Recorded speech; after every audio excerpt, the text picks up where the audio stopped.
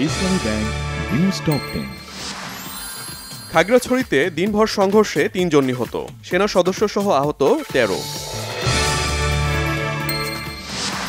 খাগড়াছড়ির ঘটনা তদন্তে একটি কমিটি গঠন করা হয়েছে জানিয়েছেন স্বরাষ্ট্র উপদেষ্টা জাহাঙ্গীর আলম চৌধুরী।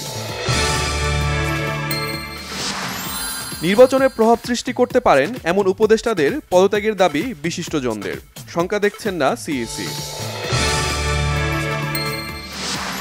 বিএনপি জামায়াতপন্থী আমলাদের বাধার কারণে অন্তর্বর্তী সরকার ঠিকভাবে কাজ করতে পারছে না বলেছেন তথ্য উপদেষ্টা মাহফুজ আলম। প্রবাসীদের ভোটাধিকার নিশ্চিতের আশ্বাস ডক্টর ইউনূসের, সুষ্ঠু নির্বাচনের আশা সফরসঙ্গী মির্জা ফখরুল ও ডাক্তার তাহেরের।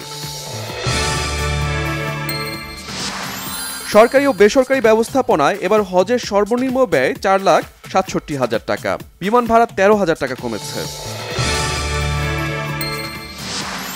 চলছে শারদীয় দুর্গোৎসবের মূল আনুষ্ঠানিকতা, মণ্ডপে মণ্ডপে দেবীর আরাধনা।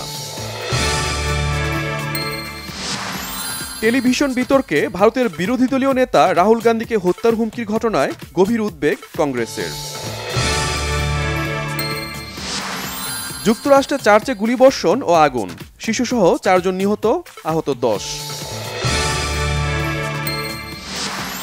এশিয়া কাপের শিরোপা জিতল ভারত, দারুণ ফাইটব্যাকের পরও শেষ রক্ষা হলো না পাকিস্তানের।